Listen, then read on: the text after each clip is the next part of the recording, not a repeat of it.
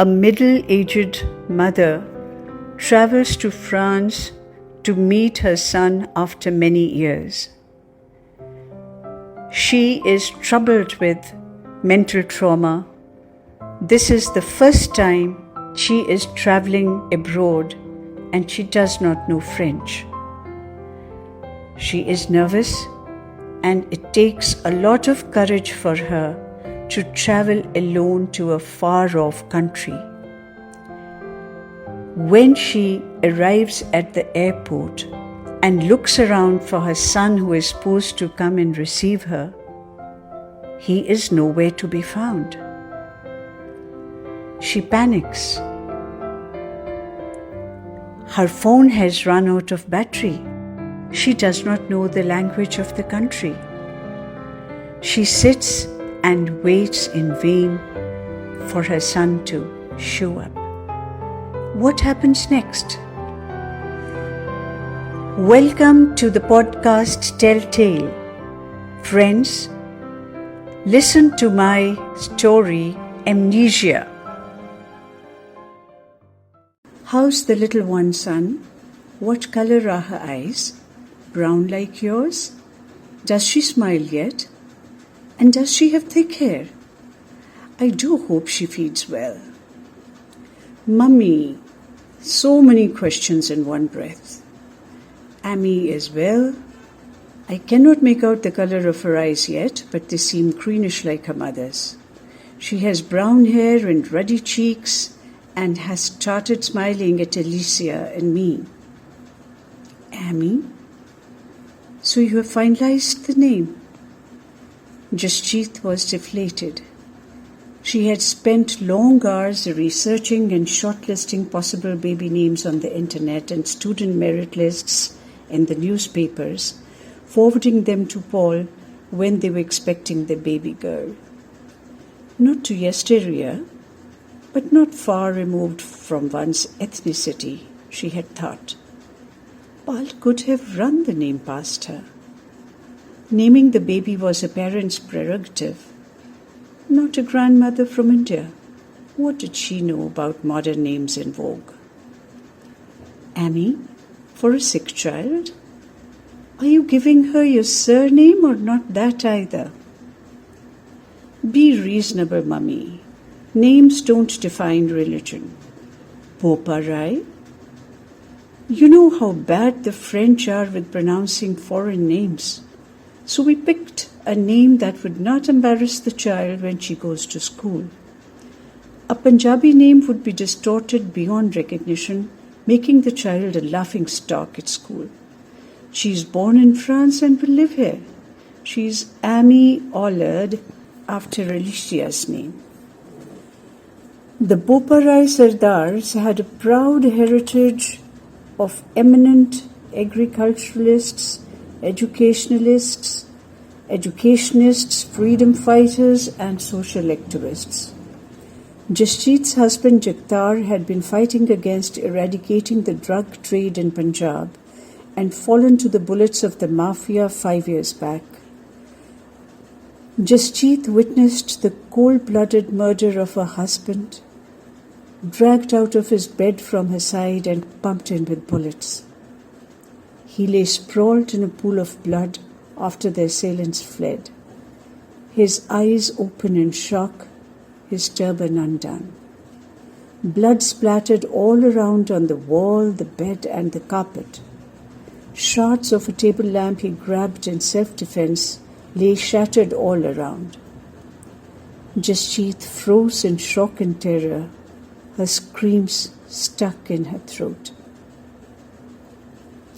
She was hospitalized and kept under sedation for the next 4 days. The incident affected her deeply, impairing her memory. The psychiatrist diagnosed it as transient global amnesia, a subconscious attempt by the mind to shut out painful episodes. Our minds are auto-tuned to preserve sanity at any cost, even if it involves grains of insanity. Paul was badly shaken too. Who knew if the assailants would strike again? It would be safer for him to leave the country. A brilliant IT professional, Paul landed a job in Paris. Jaspreet preferred her son to be safe, even if it meant living alone. She tried to normalize her life by taking over running the farm. Paul's official duties multiplied as he climbed the corporate ladder. He called every other day in the beginning, cutting it down to once a week and gradually even lesser. He met and married his French colleague Amnesia, facilitating his French citizenship. Jaspreet made her peace with Paul's choice, but could not travel to Paris for the wedding. She had not recovered from the 5-year-old trauma of Jagdar's horrific murder, relapsing into black periods of amnesia when she couldn't recall events of the last few hours or even days. Avoid stress, the doctors advised, as though anyone actually seeks it out. A couple of photos showing Paul and Alicia on their wedding day in the church and her infant granddaughter, swathed in a white blanket, sat on her side table. Jaspreet scrambled out of bed to answer the late-night WhatsApp call. "How are you, Mummy? I hope you are regular with your medicines. Don't stay alone. Make sure you have someone with you." "Well, some days are good and others not. My knees are troubling me too. It's been 2 years since your marriage. How long will I make do with the occasional photos you send me? I want to meet Alicia and hold the baby in my arms. Please plan a trip home." Her voice caught in her throat. "I want you to meet them too, but Alicia won't agree to travel to India with such a young kid and risk infections. Why don't you come to us?" "You know, I have never traveled abroad before. How will I manage the journey alone?" "You cannot keep nurturing your illness. Have confidence in yourself. I will send you a return ticket." Return ticket. She would return. She did not belong to the city of the Eiffel Tower, but her granddaughter did belong to her, even though she was a green-eyed child who would utter her first words in French. "You have nothing to worry about, Jaspreet. An overload of stress triggers your episodes of amnesia. Keep calm, be confident, and visit your family. It will do you good," her doctor reassured her. Jaspreet looked forward to the trip with a mix of excitement tinged with nervousness.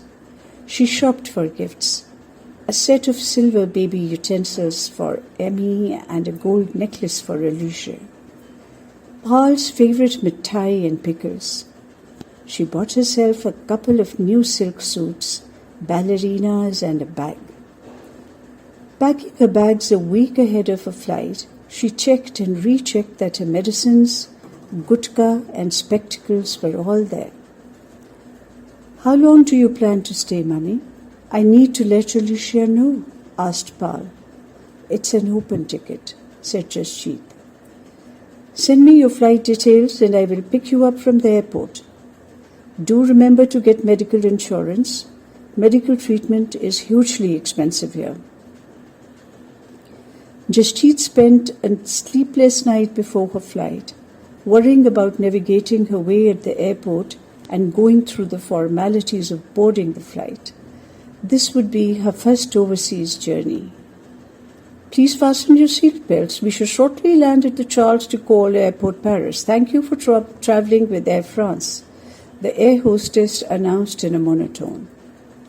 Jaspreet's heart fluttered with excitement. She would see her son after a long wait of 4 years. Would Alicia and Emmy be there to receive her too? Would the baby come to her or cling to her mother, taking her to be a stranger?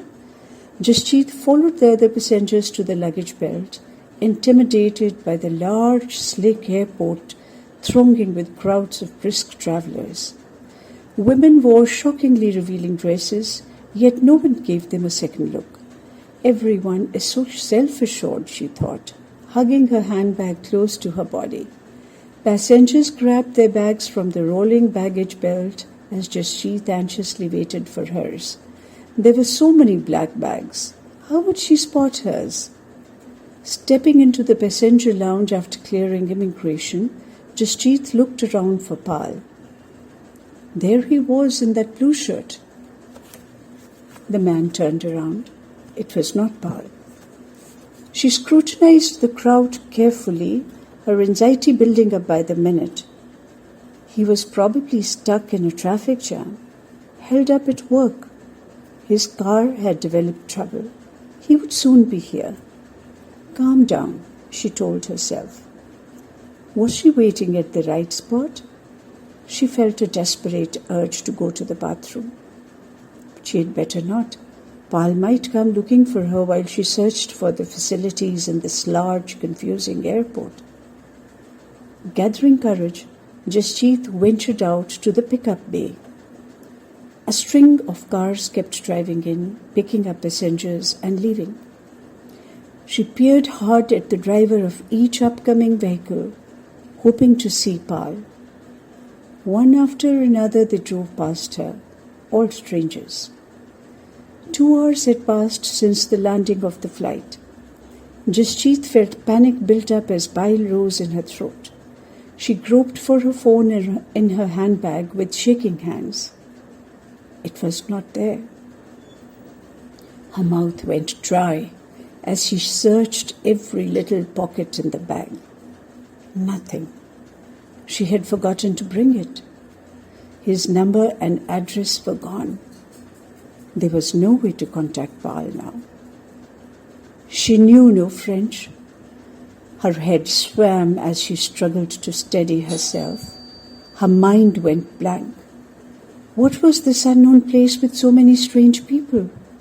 Why was she here?